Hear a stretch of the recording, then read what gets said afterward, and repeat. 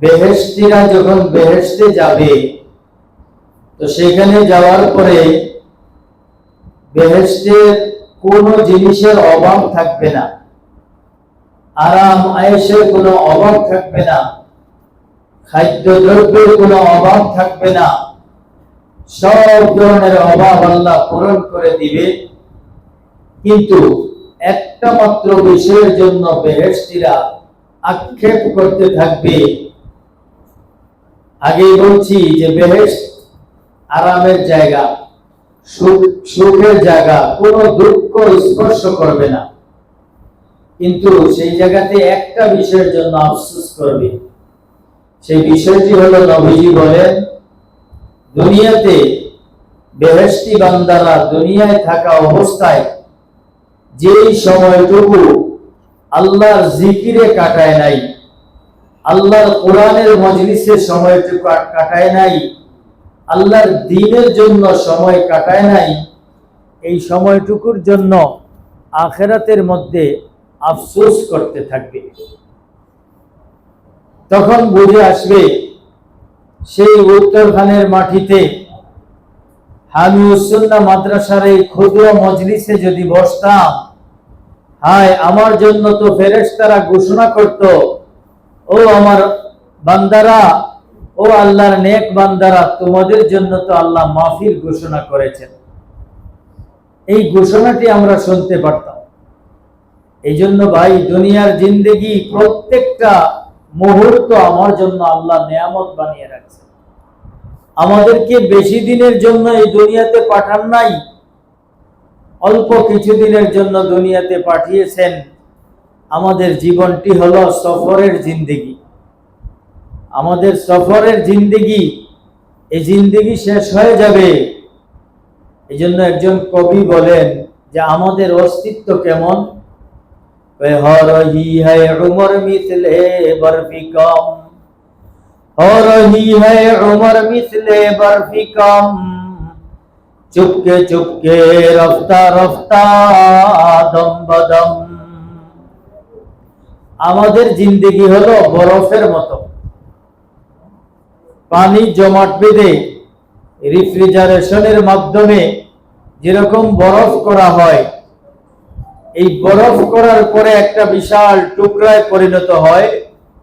ধীরে ধীরে যখনই ফ্রিজ থেকে বের করে রাখা হয়, ধীরে ধীরে এই বরফের পানি, বরফ বিগলিত হয়ে এক সময় শেষ হয়ে যায়। আমাদের হায়াতে জিন্দেগিও ভাই এরকম শেষ হতে যাচ্ছে। এরপর আবার আরেকটি বিষয়, আমাদের অঙ্গ প্রত্যঙ্গের মধ্যে আল্লাহ পাক ফিট করে দিয়েছেন একটি যন্ত্র। পিছনে যারা বসে কথা বলি না, সামনে একটু আগে আসেন, একটু কষ্ট করেন সবাই। বলতেছিলাম, আল্লাহ পাক একটি যন্ত্র ফিট করে রাখছেন আমাদের 3.5 হাত বডির মধ্যে। এটার নাম হলো করাত। করাত চিনেন? হ্যাঁ, করাতের দ্বারা মিস্ত্রিরা, কাঠ মিস্ত্রিরা সাধারণত কি করে, কাঠ কাটে। এখন ইলেকট্রিক করাত বের হয়েছে। ইলেকট্রিকের মাধ্যমে বিশাল বড় বড় গাছ কেটে কেটে শেষ করে দেয়। গাছ থেকে পরে শুধু ভুসা, কিছু ভুসি, এছাড়া আর কিছুই পাওয়া যায় না। গাছ, বিশাল বড় বড় গাছ কেটে কেটে শেষ হয়ে যায়। মেরে মোহতারাম ভাইও, আমাদের হায়াতে জিন্দেগিতে আল্লাহ একটি কুদরতি করাত ফিট করে দিয়েছে। প্রতিটা শ্বাস নিঃশ্বাসের বিনিময়ে আমাদের জীবনটাকে কর্তন করা হইতেছে। বলেন তো, একটা শ্বাস নিঃশ্বাস ফেলতেছি, একটা হায়াত শেষ হয়ে যাইতেছে। এরকম ভাবে বিশেষ বিশেষ বড় বড় মনীষীরা হিসাব করে বের করছেন, একটা মানুষ প্রতিদিন 24,000 বার কমপক্ষে শ্বাস নিঃশ্বাস ফেলে। কতবার বলেন তো? 24,000 বার। প্রতিটা শ্বাস নিঃশ্বাসে কিন্তু আমাদের হায়াতে জিন্দেগি খতম হতে যাচ্ছে। মেরে মোহতারাম ভাইও, এরকম ভাবে একদিন যেতে যেতে আমাদের সময় ঘনিয়ে আসবে। আল্লাহ পাক কোরআনে কারীমের মধ্যে বলেন যে এই সময় কারো জন্য আর অপেক্ষা করবে না। আজরাইল আলাইহিস সালাম আল্লাহর পক্ষ থেকে একজন ফেরেশতা, যিনি মানুষের জান কবজ করেন। এই ফেরেশতাকে নির্দেশনা দেওয়া আছে, সময় মতো যাইয়া উপস্থিত হয়ে যাও। 1 সেকেন্ড আগেও নয়, 1 সেকেন্ড পরেও নয়। আমি আপনি এই বিষয়ে উপলব্ধি করে থাকি। আমার বাবা, তার বাবা, তার বাবা, এইভাবে দাদা, আরো উপরের দাদা পর্যন্ত যান। এরা কোথায়? দুনিয়াতে তো কাউকে দেখি না।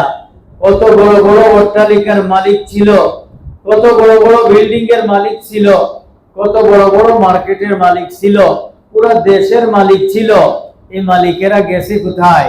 লা ইউআখিরুল আজাল, এই মৃত্যু কারোর জন্য দেরি করবে না। আল্লাহ কোরআনের মধ্যে বলেছেন, কুল্লু নাফসিন যায়িকাতুল মাউত। এটা শুধু মানুষের জন্য না, যত প্রাণী আছে সমস্ত প্রাণীদের জন্য এই বিধান, অবধারিত বিধান চলমান, চলতেই থাকবে। এই নির্ধারিত অবস্থা প্রত্যেকটি প্রাণীর উপরে আসবে। মেরে মোহতারাম দোস্ত, এই জন্য এই মৌতের আগে আগে মৃত্যু নামক এই ফেরেশতা, মালাকুল মউত, মৃত্যুর মালিক যে ফেরেশতা, সেই ফেরেশতা আমাদের কাছে আসার আগে আগে যেন আমি আপনি আমাদের জীবনটাকে সংশোধন করে, সংশোধনীয় একটি জীবন যাপন করে যেন আল্লাহর দরবারে হাজিরি দিতে পারি।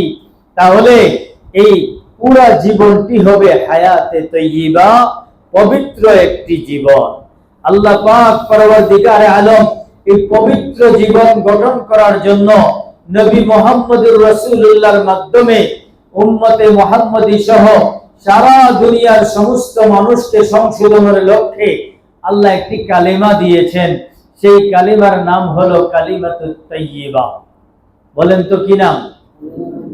কালিমায়ে তাইয়্যিবা। সেই কালিমায়ে তাইয়্যিবার দ্বারা মানুষ তার জীবনটাকে সংশোধন করে, জীবনটাকে বানিয়ে নিয়ে হায়াতে তাইয়্যিবা।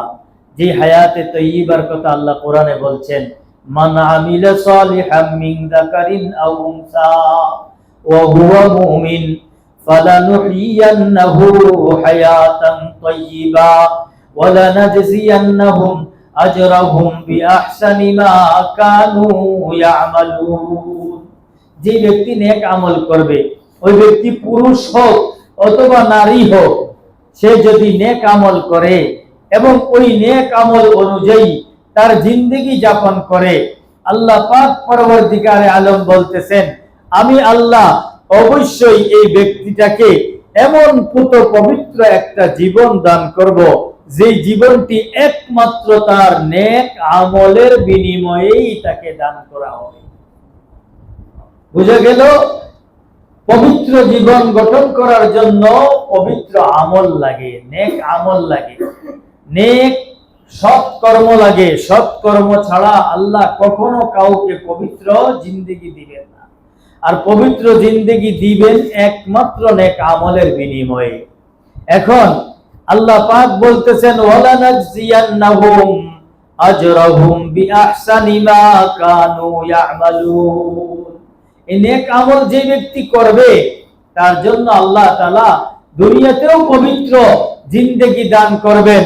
বান্দা যখন দুনিয়া থেকে বিদায় নিয়ে চলে যাবে, আল্লাহ পাক পরওয়ারদিগারে আলম বলেন, আমার বান্দার জন্য এমন একটি জীবন আমি দান করব, এমন একটি ঠিকানা দান করব, যেই ঠিকানাটি হলো মাসাকিনে তাইয়্যিবা ওয়া মাসাকিনা তাইয়্যিবাতান ফি জান্নাতি আদন। এটা কোথায় পাবে? জান্নাতে আদন। আল্লাহ পাক পরওয়ারদিগারে আলম 8টি জান্নাত তৈরি করেছেন। সেই জান্নাতের মধ্যে থেকে একটা জান্নাতের নাম হলো জান্নাতে আদন। দুনিয়াতে যে সমস্ত মানুষ নেক আমল করে দুনিয়া থেকে বিদায় নিয়ে যেতে পারবে, ওই সমস্ত মানুষের জন্য আল্লাহ পাক পরওয়ারদিগারে আলম জান্নাতে আদনকে, আদন নামক জান্নাতকে প্রস্তুত করে রাখছেন তাদের জন্য। সেই জান্নাতে যাওয়ার পরে বান্দার আর কোনো পেরেশানি থাকবে না। দুনিয়াতে কত পেরেশানির জিন্দেগি যাপন করতে হয়, সেখানে যাওয়ার পরে আল্লাহ বলবেন, বান্দা তুমি কি আমি তোমার জন্য যে ওয়াদা করেছি এই বিষয়গুলি কি তুমি এখানে পেয়েছো? সব জান্নাতীরা বলবে, ওগো আল্লাহ, সব পেয়েছি। কারণ হঠাৎ করে যারা যারা কষ্টে থাকে সব সময়, এরা যদি সামান্যটুকু সুখ পায়, এই সামান্যটুকু সুখ পাইলে মনে করে না জানি অনেক কিছু পেয়ে গেছি। বেহেশতের কিছু মানুষ উঠে বলবে, আল্লাহ পেয়ে গেছি, আমরা সব পেয়ে গেছি, যা আমাদের জন্য ওয়াদা করেছে। আল্লাহ বলবেন, না, তোমরা এখনো জানো না, দুনিয়াতে যে সমস্ত আলেম ছিলেন তোমাদের প্রদর্শক, যাদের দ্বারা দ্বীন শিখেছ, কোরআন শিখেছ, এই সমস্ত আলেমদের শরণাপন্ন হও তোমরা এখন, হয়ে জিজ্ঞাসাবাদ করো যে আল্লাহ তো আমাদের জন্য এমন একটা কথা বলছেন, আমরাও বিপরীতে উত্তরে এটা বলছি, সব পেয়ে গেছি, আমাদের এই বলাটা কি ঠিক আছে কিনা? আল্লাহ পাকের কথা অনুযায়ী জান্নাতীরা আলেমদের কাছে যাবে। দেখেন, এখানে মনে রাখবেন আমার কথাটি, দুনিয়াতে শুধু আলেমদের প্রয়োজন এমন না, জান্নাতে যাওয়ার পরেও আলেমদের শরণাপন্ন হতে হবে। হবে কিনা? কি বলেন? দুনিয়াতে আমরা অনেক সময় মনে করি, অনেকের ধারণা, আরে সব কিছু কি খালি আলেমদেরকে জিজ্ঞাসা করে করা লাগবে? আলেমদেরকে কেন জিজ্ঞাসা করে করা লাগবে? আমরা কি বুঝি না, জানি না? সব বোঝার পরে সব কিছুর সমাধান হলো জান্নাত। সেই জান্নাতে যাওয়ার পরে একটা সামান্য একটা বিষয় আমরা একটা ইনসাফ দিয়ে দিছি আল্লাহকে, আল্লাহ সন্তুষ্ট হচ্ছেন না, বলতেছেন যাও তোমাদের দুনিয়ার ওই আলেমদেরকে জিজ্ঞাসা করে আসো। এখন সবাই যাবে দুনিয়ার আলেমদেরকে খুঁজে খুঁজে বের করে, সে আলেমদের কাছে জিজ্ঞাসা করবে, আল্লাহ এইভাবে আমাদেরকে বলছেন, আমরা যে বললাম হুজুর বলেন তো আমাদের এটা কি ঠিক আছে কিনা? তখন আলেমরা বলবে, আরে না, এই নিয়ামত তো এইটাই, কিছুই পাও নাই। जितनी नियमत है तू, जितनी नियमत है तू, सबसे बेहतर नियमत दीदार तू। আলেমরা শিখাইয়া দিবে, আরে বেহেশতিরা, আল্লাহর কাছে বলো, আল্লাহ দুনিয়াতে কত কষ্ট করে রাত্রি না ঘুমাইয়া আরামের ঘুমকে হারাম করে তাহাজ্জুদের নামাজ পড়েছি, কত কষ্ট করে হামিউস সুন্নাহ মাদ্রাসায় এখানে বসে বসে দুনিয়ার আরো বহুত মানুষেরা ছিল, তারা কিন্তু আসে নাই, আমরা কিন্তু কষ্ট করে সহ্য করে ব্যবসা বর্জন করে, চাকরি বর্জন করে, সব কিছুকে পরিহার করে তুমি রব্বুল আলামিনের কথা শোনার জন্য হামিউস সুন্নাহ মাদ্রাসায় একত্রিত হয়ে বসেছিলাম। আল্লাহ, এই কষ্টের বিনিময়ে তুমি আমাদেরকে জান্নাতে যা দিয়েছো, এইগুলির উপরে আমরা কিন্তু তুষ্ট হতে পারি না। আল্লাহ বলবেন, দেখো একটু আগে বলছে তারা সন্তুষ্ট, সব পেয়ে গেছে, আচ্ছা বলো তো তোমরা আলেমদের কাছে যে কি পরামর্শ পাইছো? তখন বলবে, আল্লাহ আমাদের দুনিয়ার আলেম উলামারা এই কথা বলে দিয়েছে যে দুনিয়াতে যা পাইছি এগুলি তোমার কাছে কিছুই না, তোমার কাছে তার চেয়ে আরো লক্ষ কোটি কোটি গুণ বড় বড় নিয়ামত তোমার কাছে রয়েছে। তদুপরি সবচেয়ে বড় নিয়ামত আজকের দিনের জন্য এই জান্নাতের মধ্যে তোমার দিদার পাওয়ার চেয়ে বড় নিয়ামত আর কিছু নাই। ও আল্লাহ, আমরা তোমাকে দেখতে চাই, যেই মাওলার জন্য দুনিয়ার সব কিছু বিসর্জন দিয়ে আজকে আখিরাতের ময়দানে জান্নাতের মাঠে এসেছি। ওগো আল্লাহ, তোমাকে না দেখে আমরা দুনিয়ার কোন জান্নাতের কোন নিয়ামতকে আমরা তুষ্ট হতে পারবো না। আল্লাহ বলবেন, আচ্ছা এটাই ঠিক আছে, অমুক জায়গায় যাও, তোমরা আমি রব্বুল আলামিনকে সরাসরি দেখতে পাবা। এই কথা শুনে জান্নাতীরা পাগল পাহারা হয়ে আনন্দে আত্মহারা। হাদিসের মধ্যে এসেছে, জান্নাতের মধ্যে একটা বাজার আছে, ওই বাজারের কাছে একটা বিশাল বড় মাঠ, এই মাঠের মধ্যে একটা সভা করা হবে, মাহফিলের মতো। এখন যেরকম মাহফিল হয় এরকম মাহফিলের মতো বড় একটা মাহফিল হবে, যেই মাহফিলের স্বয়ং সভাপতি থাকবেন আল্লাহ পাক পরবর্তীকার আলম। বলেন সুবহানাল্লাহ। এই মাহফিলের মধ্যে প্রধান অতিথি থাকবেন আমাদের নবী দু জাহানের সরদার সরকারে দু আলম মাহবুবে কিবরিয়া জিগর গোশে আমেনা জনাবে মুহাম্মদুর রাসূলুল্লাহ সাল্লাল্লাহু আলাইহি ওয়াসাল্লাম। সেই মাহফিলের বিশেষ অতিথি হিসাবে কোরআনে কারীম থেকে তিলাওয়াত করবেন, আল্লাহ পাকের কালাম তিলাওয়াত করবেন নবী হযরতে দাউদ আলাইহিস সালাতু ওয়াস সালাম। সারা পৃথিবীর সমস্ত সুললিত কণ্ঠের অধিকারী যারা ছিল, তাদের সবচেয়ে সুন্দর কণ্ঠের অধিকারী ছিলেন হযরতে দাউদ। আর হযরতে দাউদ আলাইহিস সালামের যত কণ্ঠ ছিল, তার চাইতে হাজার গুণ লক্ষ গুণ সুন্দর কণ্ঠ ছিল আমাদের নবী দু জাহানের সরদার রহমতে আলম সাল্লাল্লাহু আলাইহি সাল্লাম।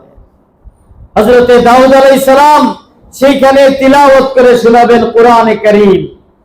আল্লাহ পাক পরওয়ারদিগার আলম কোরআনে কারীমের তেলাওয়াত করবেন, সূরা ইয়াসিন সূরাতুর রহমান তেলাওয়াত করবেন। কোন সূরা বলেন না? আর রহমানু আল্লামাল কুরআন খলাকাল ইনসানা আল্লামাহুল বায়ান আশ-শামসু ওয়াল কমারু বিহুসবান ওয়ান নাজমু ওয়াশ-শাজারু ইয়াসজুদান والسماء رفعها ووضع الميزان। এইভাবে পুরা সূরা সূরাতুর রহমান আল্লাহ পাক নিজে তেলাওয়াত করে শোনাবে। মেরে মুহতারাম ভাইও, বলার উদ্দেশ্য হলো যে আল্লাহ পাক পরওয়ারদিগারে আলমের দিদার পাওয়ার জন্য বেহেশতীরা এরকম দুনিয়াতে এত কষ্ট করেছে।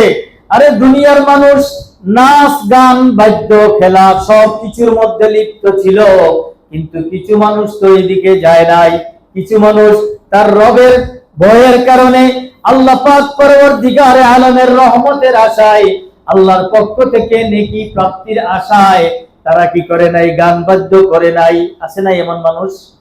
নাফরমানির মধ্যে যারা যায় নাই, আল্লাহ পাক পরওয়ারদিগারে আলম কোরআনে কারীমের মধ্যে তাদের ব্যাপারে বলেন, ইন্নালিল মুত্তাকিনা মাফাজান হাদাইকা ওয়া আ'নাবা ওয়া কাওয়াইবা তুরাবা ওয়া কা'সান দিহাকা লা ইয়াসমাউনা ফিহা লাগওয়ান ওয়ালা কিযাবা। মুত্তাকির জন্য আল্লাহ জান্নাতে কি তৈরি করে রাখছেন? মাফাজান হাদাইকা, বাগান, জান্নাতের মধ্যে ফল ফলাদির বাগান। আল্লাহ পাক এই জান্নাতের নাজ ও নিয়ামতের ব্যাপারে বলেন, ওয়ালাকুম ফিহা মা তাশতাহি আনফুসুকুম ওয়ালাকুম ফিহা মা তাদউন নুজুলাম মিন গফুরির রহিম। জান্নাতের মধ্যে মুফাসসিরিনে কেরাম এই আয়াতের তাফসীরের মধ্যে বলেন, তাফসীরে রুহুল মাআনি এবং তাফসীরে মাআরিফুল কোরআনের মধ্যে বলা হয় যে এই আয়াতের তাফসীরে ওয়ালাকুম ফিহা মা তাশতাহি আনফুসুকুম, জান্নাতীরা জান্নাতের মধ্যে যা দেখবে, যা মন চাইবে, এ বাবু পাটা গুছিয়ে বসো বাবা, জান্নাতের মধ্যে যা দেখবে সব ভালো লাগবে। আর ভালো লাগার পরেই শুধু শেষ না, দেখেই শেষ না, এটা চেয়ে বসবে, এটা আমার লাগবে, এই জিনিসটা আমাকে খেতে হবে, এটা আমাকে পান করতে হবে। তা আল্লাহ রাব্বুল আলামিন বলেন, ওয়ালাকুম ফিহা, তোমাদের জন্য সেখানে মা তাশতাহি আনফুসুকুম, তোমাদের মনে যা চায়। তো মনে কি চায় দেখেন, বেহেশতের উপর দিয়ে একটা সুন্দর পাখি উড়ে উড়ে যাচ্ছে। তো এই পাখি দেখে আপনার আমার মন চাইবে, জান্নাতীদের মন চাবে, হায় যদি এই পাখিটি আমি খেতে পারতাম। বলেন তো কি মন চাইলো?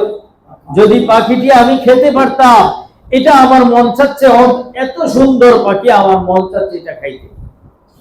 মুফাসসিরিনে কেরাম বলেন যে এই পাখিটি উড়ন্ত পাখি জবাই হয়ে ভুনা হয়ে আপনার মুখের সামনে চলে আসবে, আপনি শুধু এখান থেকে খাবেন, আর খাওয়ার পরে শেষ না, একটা ডেকুর দিবেন, আবার পেট খালি। এটার নাম হলো জান্নাত। জান্নাতের মধ্যে দুনিয়াতে দুধ পান করার জন্য কত সিরিয়াল ধরে মানুষ, ভালো দুধ পাওয়া গেলে 100-150 টাকা পর্যন্ত কেজি, কিন্তু জান্নাতের মধ্যে আল্লাহ পাক যে দুধের নদী বানায় রাখছেন, ওয়ানহারুম মিন লাবানিন লাম ইয়াতাগায়্যার তা'আমুহু ওয়ানহারুম মিন আসালিম মুসাফফা। আল্লাহ বলেন জান্নাতের একটা দুইটা নদী থাকবে না, অনেকগুলি নদী থাকবে। সেখানে দুধের নদী। কিসের নদী বলেন না? দুধের নদী। মন চাইলে তো দুধ পান করবা, সেখানে কোনো ধরনের টাকা লাগবে না, পয়সা লাগবে না, টিকিট লাগবে না, শুধুমাত্র পিপাসা লাগবে, দুধ খাইতে মন চাইছে তো দুধ মুখে দিয়ে পান করবে, মানুষ পরিতৃপ্ত হয়ে যাবে। তারপর জান্নাতের মধ্যে মধু আছে। মধু, মধু চিনেননি? আমাদের দেশে মধু, সরিষার তেল, ঘি, এই তিনটা জিনিস মানুষ কি হতে পারে না, তিনটার উপরে আস্থাশীল খুব কম মানুষ হয়। যদি আপনার নিজের হাতে চাক থেকে মধু পেড়ে নিয়ে আসেন তাহলে এটা সত্য, এটা বাস্তব। এটাও ধোঁকাবাজির অবস্থা আজকালকে, এটাতেও কি বিশ্বাস করা যায় না। সরিষার তেল আপনার সামনে দেখতেছেন সব ঠিকঠাক, তারপরে সাদা সরিষা দিয়ে ভিতরে বাস দিয়ে দিতেছে। এইভাবে গাওয়া ঘি নিজের ঘরে যদি বানাবেন কোন দুধ দিয়ে, সেটাও তো সম্ভাবনা আছে নকল হওয়ার। কিন্তু মেরে মোহতারাম ভাইও, জান্নাতের মধ্যে দুধের নদী থাকবে, ইচ্ছা মতো দুধ খাইবে মানুষ, দুধ পান করবে। মধুর নদী থাকবে, মধু, খাঁটি মধু। আবার দুনিয়াতে যে জিনিস আল্লাহ পাক হারাম করেছেন সেটারও নহর নদী থাকবে, সেটা হলো মদ। মদ চিনেন? শরাব। এইরকম শরাব, এমন শরাব আল্লাহ পান করাবেন, জান্নাতে যারা যাবে তাদেরকে আল্লাহ মদ পান করাবে। মদ পান করার জন্য বিশাল বড় বড় মটকা থাকবে। এই মটকা থেকে নিজের হাতে বড় বড় পান পাত্র থাকবে। যে যত বেশি মদ পান করবে, এই মদের নাম হলো শারাবে তাহুর। বলো নাকি? শারাবে তাহুর। ওয়াসাকাহুম রাব্বুহুম শারাবান তাহুরা। বলেন তো কে ঘোষণা করেছে এটা? আল্লাহ ঘোষণা করেছে। দুনিয়ার মধ্যে যেই মদ পান করে মানুষ, ওই মদ পান করার দ্বারা মানুষের মস্তিষ্ক বিকৃত হয়ে যায়। মাকে বউ বলে, বউকে মা বলে, বাবাকে ছেলে বলে, আরো কত কিছু। বিচিকিচ্ছা অবস্থা হয় কিনা মদ খাওয়ার পরে, মানুষের ব্রেন, মস্তিষ্ক কিছুই ঠিক থাকে না। এখানে একটু আনন্দ ভোগ করলো, কিন্তু মনে রাখতে হবে যারা মদ পান করে তওবা না করে মারা যাবে, তাদের জন্য জাহান্নাম অনিবার্য, অনিবার্য, অনিবার্য। এই জন্য আমার ভাইরা, দুনিয়াতে যারা এই নাপাক মদকে পান করবে, আল্লাহ পাক পরওয়ারদিগারে আলমের কাছে যাইবার আগে আগে তওবা করিয়া যদি যাইতে পারে, আল্লাহ রাব্বুল আলামিন বলেন, ও আমার বান্দা, তোমার জন্য আমি জান্নাতের মধ্যে শারাবে তাহুরের ব্যবস্থা করেছি, পবিত্র মদের ব্যবস্থা করেছি। এই মদ যতই পান করবা, আমি রব্বুল আলামিনের ইশক আর ভালোবাসা জোশ তোমার ভিতরে আসবে। আল্লাহ পাক বলেন, আমার বান্দাগুলি যখন আমাকে দেখবে, দেখার সাথে সাথে আল্লাহ পাককে এক নজর দেখবে। কোন জায়গায় বলেন তো? জান্নাতের ওই মাহফিলে। এক নজর দেখার সাথে সাথে জান্নাতীরা বেহুশ হয়ে পড়ে যাবে। হাজার হাজার বছর চলে যাবে এই বেহুশ অবস্থায়। আল্লাহ পাক আবার ইশকের কথা বলে আবার জাগ্রত করবে। এরপরে বলবে, বান্দা তুমি শারাবে তাহুর পান করো। বান্দা শারাবে তাহুর, পবিত্র মদ পান করতে থাকবে, আর আল্লাহর ইশক আর ভালোবাসা বাড়তে থাকবে। ইশক আর ভালোবাসা খেলায় আল্লাহকে দেখতে দেখতে দেখতে দেখতে জান্নাতের তার সময় ফুরাবে না, এই পরিমাণ অবস্থা হবে। মেরে মুহতারাম দোস্ত, দুনিয়াতে আজকে আমি আপনি নামাজ কেন পড়তেছি, রোজা কেন রাখতেছি, হজ করে কেন রাখতেছি, কেন করতেছি? কারণ এক শ্রেণীর মানুষ নামাজ পড়ে না পড়ে মজা পায়, আরেক শ্রেণীর মানুষ নামাজ পড়ে মজা পায়। কি বলেন? নামাজ পড়লে মজা আছে কিনা? নামাজ পড়লে মজা আছে, নামাজ না পড়িয়াও মজা পায় কিছু মানুষ। নাইলে থাকবে কেমনে? মনের শান্তি যদি না থাকে থাকতে পারবে না। মেরে মোহতারাম দোস্ত, আল্লাহর সাথে যাদের ভালোবাসা আছে, আল্লাহকে যারা ভালোবেসে ফেলছে, এরা নামাজ না পড়ে ঠিক থাকতে পারে না। ঠিক না বেটি বলেন না? নবীর সাহাবায়ে কেরামগণ কেমন সাহাবী ছিলেন? নতুন মাত্র বিবাহ করছেন, আওয়াজ আসলো যুদ্ধে যেতে হবে, যুদ্ধ সংগঠিত হয়ে গেছে। নতুন বউ সব কিছু ফেলে দিয়ে, মা ভাই বোন আত্মীয় স্বজন সবাইকে রেখে যুদ্ধের ময়দানে চলে গেছে হযরতে হানজালা রাদিয়াল্লাহু তাআলা আনহু। সেই হানজালা, হযরতে হানজালা কার ছেলে? আবু জেহেলের ছেলে। সেই হানজালা পর্যন্ত টিকে থাকতে পারে নাই নবীজির সংস্পর্শের কারণে। জান্নাতের ভালোবাসা, আল্লাহর ইশক আর ভালোবাসা দিলের ভিতরে প্রবেশ করছে। এই ভালোবাসার ঢেউ যখন উঠে, তখন হযরতে হানজালা নতুন স্ত্রীকে রেখে জান্নাতের দিকে, কারণ ওদিকে আগাইতেছে আর জান্নাতের সুগন্ধি সে তার নাকের মধ্যে পাইতেছে। কিরে নওজোয়ান বাবারা, কথা বলতেছো? তাহলে আমি বসি, তোমরা একটু বলো, আমি শুনি। নাকি আমার কথা শুনবাই? হ্যাঁ, কোনটা রাজি? কোন কথাতে রাজি? তোমরা কথা বলবা না আমি বলবো? তাহলে আর তোমাদের কথা শোনা যাবে? দেখো কিন্তু চুপচাপ বসো। তোমরা আমাকে চিনো না, অনেক ছোট ছিলাই, অনেকের দেখতেছি, আবার কেউ ছিলাই না দুনিয়াতে। এই সময় আমি তোমাদের এলাকায় ছিলাম, বুঝতে পারছো? চুপচাপ কথাগুলি শুনো, বেশি বলবো না, চলে যাব, আমার সময় কম। কি যেন বলতেছিলাম? আল্লাহুম্মা সাল্লি আলা মুহাম্মাদ ওয়া আলিহি ওয়া সাহবিহি ওয়া বারিক ওয়াসাল্লাম। তো জান্নাতের মধ্যে আল্লাহ রাব্বুল আলামিনের ইশক আর ভালোবাসা ওই সমস্ত মানুষের উদ্গ্রীব হবে যারা নাকি দুনিয়াতে আল্লাহর মহব্বতে নামাজ ছাড়ে নাই, নামাজ আদায় করছে, আল্লাহর মহব্বতে গান শুনে নাই, আল্লাহর মহব্বতে জুয়া খেলে নাই, আল্লাহর মহব্বতে সুদ খায় নাই, আল্লাহর মহব্বতে ঘুষ খায় নাই, ঘুষ দেয় নাই, আল্লাহর মহব্বতে মদ পান করে নাই। এইরকম বান্দাদেরকে আল্লাহ পাক জান্নাতের মধ্যে সব দিবে। আর জান্নাতের যাইয়া বান্দারা বলবে, আল্লাহ হুর পাইছি, এরপরে নাজ ও নিয়ামত পাইছি, এগুলি পাইয়াও কিন্তু আমরা শান্তি না, আমরা তোমাকে দেখার জন্যই করছি।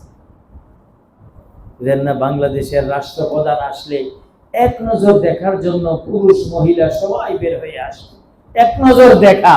আর সারা দুনিয়ার রাষ্ট্রপ্রধান যিনি আল্লাহ, সেই আল্লাহকে দেখার জন্য জান্নাতীরা পাগল পাহারা হয়ে বলবে, আল্লাহ হুরুল মা জিতনি নি'মত হায় তু, হুরুল মা জিতনি নি'মত হায় তু, সবসে বেহতর নি'মতে দীদার তু। সবচেয়ে বড় নিয়ামত, সবচেয়ে বড় নিয়ামত তোমার দিদার, তোমাকে ছাড়া কিছুই ভালো লাগে না। সাধারণ দুনিয়াতে নাপাক মিথ্যা প্রেমের সম্পর্কের কারণে একে অপরের জন্য কি দিয়ে দে? ফাঁসি দিয়ে দে। একে অপরের জন্য কি করে বলেন না? আত্মহত্যা করে, সুইসাইড করে, করে করে কোথায় যায়? জাহান্নামে চলে যায়।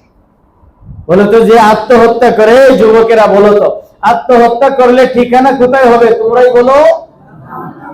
জাহান্নাম, জাহান্নাম। যারা আত্মহত্যা করবে প্রেমিকার জন্য, তাদের ঠিকানা কোথায়? জাহান্নাম। যারা আত্মহত্যা করবে দুনিয়ার জন্য, তাদের ঠিকানা কোথায়? জাহান্নাম ছাড়া আর কোন জায়গা হবে না। এজন্য ভুলেও এই জাতীয় রাস্তা কখনো কেউ বেছে নিও না বাবা। প্রেম ভালোবাসার সম্পর্ক যদি করি, কার সাথে করব? মালিকের সাথে। মালিকের সাথে প্রেম করলে তখন রাতে ঘুম আসবে না। দেখেন আজকে যে ইসলাহি আলোচনা, ইসলাহ মানে কি? সংশোধনী আলোচনা। ইসলাহি মাহফিল মানে কি? এমন একটি বৈঠক যে বৈঠকের মধ্যে সংশোধন করা হয়। কি সংশোধন? আমার মধ্যে কি আছে? আত্মসমালোচনা করার জন্য এখানে বসছি। নামাজ পড়তে ভালো লাগে না, এটা একটা খারাপ অভ্যাস। মিথ্যা কথা বলতে ভালো লাগে, এটা একটা খারাপ অভ্যাস। চুরি করতে ভালো লাগে, এটা খারাপ অভ্যাস। মদ পান করতে ভালো লাগে, এটা খারাপ অভ্যাস। সুদ দিতে ভালো লাগে, এটা খারাপ অভ্যাস। এই যে যত খারাপ অভ্যাসগুলি আছে, এইগুলি যেন আমি পরিহার করি, ছেড়ে দেই, দিয়ে আমার অন্তর আত্মাকে যেন পবিত্র করি। আর এই পবিত্র করার পরে অন্তর আত্মার ভিতরে আল্লাহ পাককে জায়গা দিয়ে আমি এই দুনিয়ার জিন্দেগি পবিত্র বানিয়ে আখিরাতের জিন্দেগিটা যেন আমার পবিত্র ঠিকানা হিসাবে গ্রহণ করতে পারি, এইটাই আমার উদ্দেশ্য। আর আমার এই উদ্দেশ্যের জন্য আখেরি নবী জনাবে মুহাম্মদুর রাসূলুল্লাহ সাল্লাল্লাহু আলাইহি সাল্লামকে আল্লাহ দুনিয়াতে পাঠাইছেন মানুষের হেদায়েতের জন্য। বলেন না কি জন্য? হেদায়েতের জন্য। কি দিয়ে হেদায়েত করবেন? সাথে দিয়েছেন কোরআন ক্যাটালগ। এই ক্যাটালগ অনুযায়ী মানুষের জীবন যাপন করানোর ব্যবস্থাপত্র নবীকে দান করেছেন। নবী তিনটা কাজ করেছেন। কোরআনে কারীম শিক্ষা দিয়ে তেলাওয়াত করে প্রথমে শোনাইছেন, তারপরে শিক্ষা দিয়েছেন, তারপরে এই কোরআনের দ্বারা চিকিৎসা করছেন মানুষের অন্তরাত্মার চিকিৎসা। যেই চিকিৎসার কারণে যেই অন্তরটার ভিতরে কুফরি ভালো লাগতো, এই চিকিৎসার কারণে, এই চিকিৎসা সেবন করার কারণে, ঔষধ সেবন করার কারণে কুফরি আর ভালো লাগে না। নবী মুহাম্মদুর রাসূলুল্লাহ সাল্লাল্লাহু আলাইহি সাল্লামের কাছে এক লোক এসে কি বলছিল, ইয়া রাসূলুল্লাহ, আমি জিনা করব, খারাপ কাজ করব। এটা খারাপ জিনিস না? কেউ যদি এমন বলে আমি খারাপ মনে করব না তাকে, কিন্তু নবীজি বললেন, দেখো কার সাথে করবা?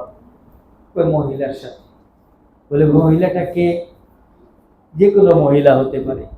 নবীজি বলেন, আচ্ছা বলো তো, কেউ যদি, এই মহিলাটা তো কারো মা হতে পারে, কারো বোন, কারো ফুফু, কারো খালা, তাই না? কয় হ্যাঁ। বলে আচ্ছা দেখি বলো তো, তোমার মায়ের সাথে যদি কেউ জিনা করে তুমি কি সহ্য করতে পারবা? এই সাহাবীর শরীরে আগুন লেগে গেছে। ইয়া রাসূলুল্লাহ, এক ফোঁটা রক্ত থাকা সত্ত্বেও আমি এটা হতে দিব না। আচ্ছা তুমি তোমার মায়েরটা বুঝছো, এই মহিলাটাও তো আরেকজনের মা, আরেকজনের খালা, আরেকজনের বোন, তাহলে তুমি কিভাবে দুঃসাহস করলা? কিভাবে দুঃসাহস করলা? যেসব যুবকেরা যুবতীদের সাথে রাস্তাঘাটে প্রেম করে, আরে তুমি চিন্তা করো, তোমার একটা বোনকে যদি আরেকটা ছেলে নিয়ে এরকম রাস্তায় হাঁটে, তোমার কাছে কেমন লাগবে মিয়া? সামান্য একটু মনের আনন্দের কারণে একজনের ইজ্জত নষ্ট করতে তোমার কোনো চিন্তা ভাবনা নাই। মেরে মোহতারাম দুস্থ, মুসলমান তো ওই ব্যক্তি মুসলমান যে নিজের জন্য যেটা পছন্দ করে অপরের জন্য তা পছন্দ করবে। যদি নিজের জন্য যেটা পছন্দ করি অপরের জন্য পছন্দ না করি, নবীজি ঘোষণা দিয়েছেন তুমি প্রকৃত মুসলমান হতে পারো না। আর আমার আপনার অবস্থা, সর্বাগ্রে ভালোবাসা কার থাকতে হবে? আল্লাহ এবং তার রাসূলের ভালোবাসা থাকতে হবে। সাহাবায়ে কেরামদের মধ্যে আল্লাহর রাসূলের ভালোবাসা সর্বাগ্রে ছিল। মায়ের চেয়েও বেশি ছিল, বাবার চেয়েও বেশি ছিল, ভাইয়ের চেয়েও বেশি ছিল, স্ত্রীর চেয়েও বেশি ছিল, আত্মীয় স্বজন ছেলে মেয়েদের সবার থেকে বেশি ছিল।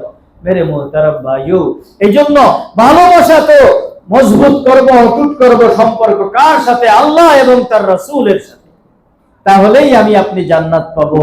জান্নাতের এই মেহমানদারি আল্লাহ বলেছেন নুজুলাম মিন গফুরির রহিম, আল্লাহর পক্ষ থেকে জান্নাতে এই মেহমানদারি।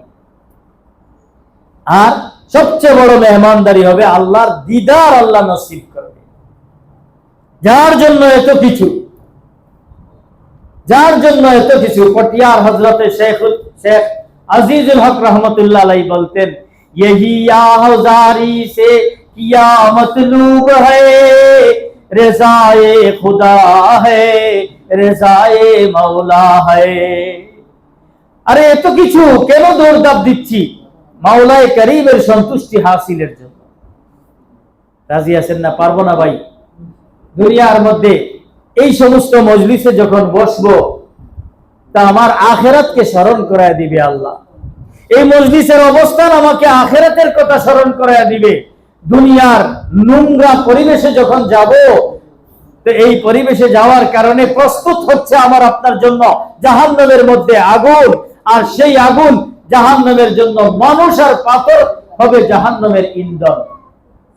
মেরে মোহতারাম দুস্থ, এই দুনিয়াতে থেকে আমি কেন জাহান্নামকে প্রস্তুত করতেছি আমাকে গ্রাস করে ফেলার জন্য? একটু চিন্তা করি, আল্লাহর দেওয়া বিবেককে একটু নাড়িয়ে দেই যে আমার এই বিবেক কাজে লাগিয়ে আল্লাহর ইবাদতের জন্য নিজেকে উৎসর্গ করে দেই, আল্লাহ পাক আমার আখিরাত এবং দুনিয়ার জিম্মাদার আল্লাহ হয়ে যাবে। পারবো তো ইনশাআল্লাহ? নামাজের টাইমে কি বলেন, নামাজ না পড়ে অন্যত্র চলে যাব? নামাজ মুসলমানের জন্য সুন্নত না ওয়াজিব শুধু, না ফরজ? ইন্নাস সালাতা কানাত আলাল মুমিনিনা কিতাবাম মাওকুতা। ওয়াক্তমতো নামাজ আদায় করা মুমিনার জন্য কর্তব্য। এখন এই নামাজ কোথা থেকে শিখবো, কে আমাকে শিখাবে? এই জন্য ভাই দুনিয়াতে মাদ্রাসার দরকার। মাদ্রাসার দরকার আছে কিনা? বিগত জামানায়, বেশি আগে না, 16, 17, 18 বছর আগে আল্লাহর কিছু কিছু বান্দা ছিল যারা কপাল পোড়া বান্দা। এরকমের বান্দারা বলতো যে মাদ্রাসা বেশি হয়ে যাইতেছে, সুন্দর করে বলতো। কিছু কিছু নাফরমান নাস্তিক মনোমাইন্ডের কিছু মানুষ ছিল যারা বলতো মাদ্রাসা ব্যাঙের ছাতার মতো গজাইতেছে। কোথায় তোমাদের ঠিকানা? কোথায়? ইহকালেও জায়গা নেই, পরকালেও জায়গা পাবা না। অথচ মাদ্রাসা ঘরে ঘরে হওয়া দরকার। এখনকার জামানায় বর্তমানেও এখনো অনেকে আছি আমরা মাদ্রাসা সহ্য করতে পারি না, সবাই না। কপাল পোড়া, মনে রাখতে হবে, কপাল পোড়া, মন্দ কপালের অধিকারী।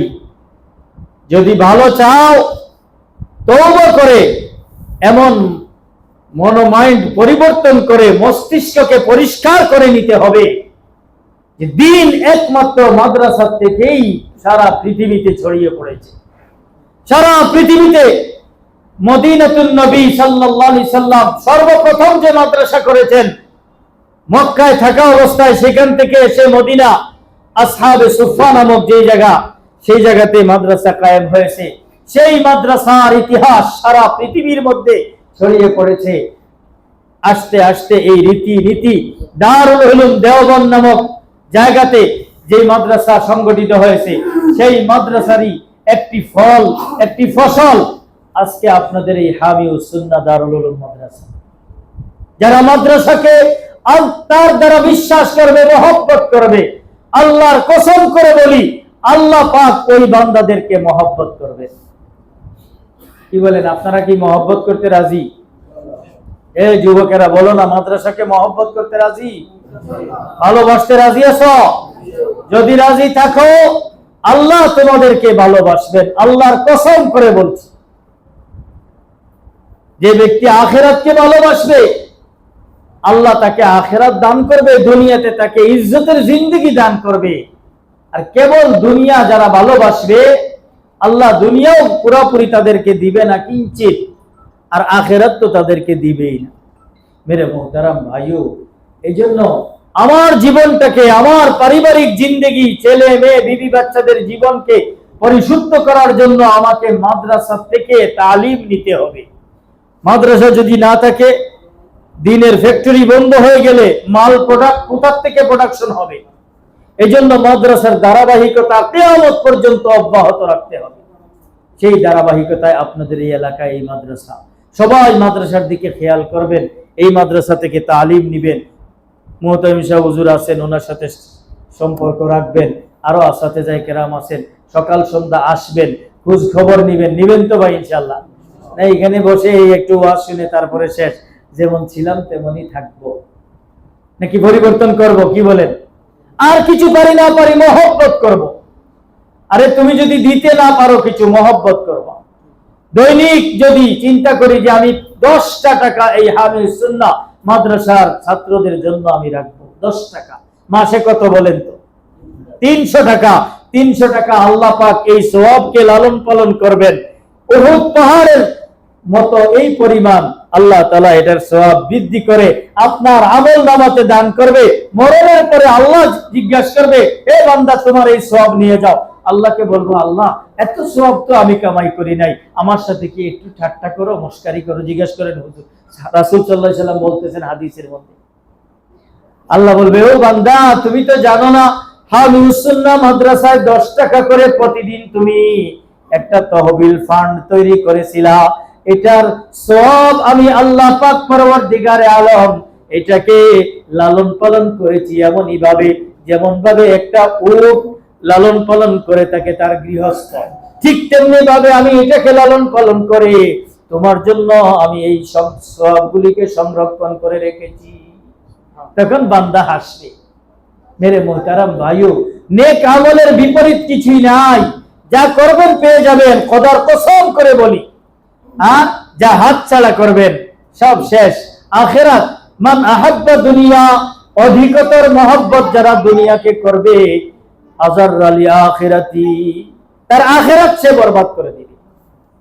এই জন্য আল্লাহ ওয়ালাদের সাথে সম্পর্ক করব, যারা আল্লাহর কথা বলে, আখিরাতের কথা বলে, যারা দুনিয়ার চিন্তায় চিন্তাশীল, এদের সাথে না, আখিরাতের চিন্তায় চিন্তাশীল যে সমস্ত আলেম ওলামারা থাকবেন তাদের সঙ্গী হয়ে যাও।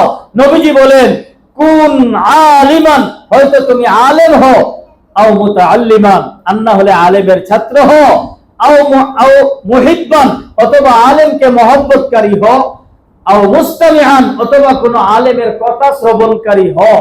কিন্তু মনে রাখবে 5 নম্বর হইও না, আলেম বিদ্বেষী হইও না। আলেম বিদ্বেষী হলে তুমি ধ্বংস হয়ে যাবে। দুনিয়াতে দেখা গেছে, দেখেন নাই, নজির আল্লাহ দুনিয়াতে দেখায় দিছে, যারা আলেমদেরকে কষ্ট দিয়েছে, আলেমদেরকে যারা বিদ্বেষ পোষণ করেছে, এদের অস্তিত্ব কোথায়? আমি মনে করছি, আরে আমার অস্তিত্ব তো এখনো অটুট আছে, মনে রাখবো, এক দল চলে গেল, আবার আমি আসছি, বাস অস্তিত্ব অনেক মজবুত না, কখনো অনেক মজবুত হবে না। আল্লাহ ওয়ালাদেরকে সব সময় ভালোবাসবো, মহব্বত করব। আল্লাহ বলবেন, ও বান্দা, আমার বন্ধুটাকে তুমি ভালোবেসেছো, আমিও তোমাকে ভালোবেসে আমার রহমতের কুলে উঠে আনি। এই জন্য সবার জন্য সতর্ক বাণী, সবার জন্য সাবধানতার বাণী, সবার জন্য রক্ষা কবচ হলো এটা। কোরআনের নির্দেশনা মানবো, হাদিসের নির্দেশনা মানবো, আলেমদের নির্দেশনা মানবো, আলেমদের সাথে সম্পৃক্ত হয়ে জীবনযাপন করব। আল্লাহ আমাদের সবাইকে এইভাবে আল্লাহর রেজা মন্দির জিন্দেগি গঠন করে দুনিয়া থেকে বিদায় নেওয়ার তৌফিক দান করুন।